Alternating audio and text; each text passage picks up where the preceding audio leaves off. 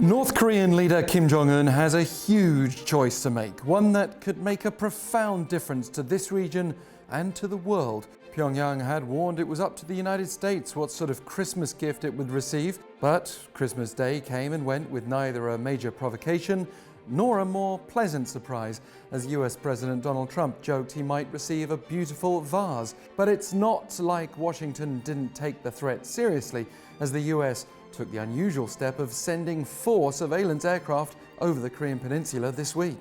With North Korea watchers left guessing what 2020 holds in store, let's assess Chairman Kim's options.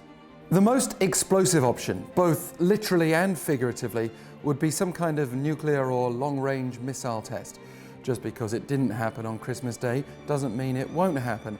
After all, Christmas gifts can arrive late, and Pyongyang did say it would give the US until the end of the year to come up with an acceptable proposal to break their denuclearization dialogue deadlock. Local and global media have also cited satellite imagery pointing to preparations for a possible ICBM launch in the north, while Pyongyang also recently celebrated 2 apparent rocket or long-range missile engine tests. One of the satellite images, captured on December 19th, shows the suspected expansion of a factory near Pyongyang used to make military equipment for long-range missile launches. Then again, there are reasons to think Chairman Kim may delay an ICBM test for now. China and Russia are both viewed as very keen to ensure stability in North Korea, to the extent of calling recently for some sanctions against the North to be lifted. Remember, these 2 countries only agreed to tougher sanctions after Pyongyang's ICBM tests in 2017.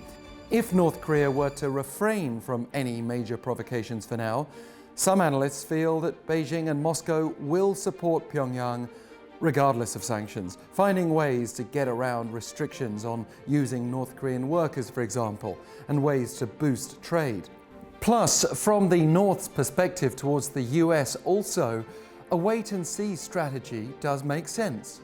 2020 is an election year in America. If President Trump is re-elected, it could open new opportunities for diplomacy. Even if he's not re-elected, the next few months amid impeachment proceedings and more may pressure Trump to find a deal with the North and offer Pyongyang more than the US has been willing to do so far. In the meantime, Chairman Kim has been able to test missile technology with a flurry of short-range launches throughout this year, plus those engine tests. In other words, he's been able to push weapon development as far as possible without crossing any red lines and without actually having to denuclearize, while also seemingly gaining more sympathy from China and Russia. So the choice to do nothing different for now does make sense.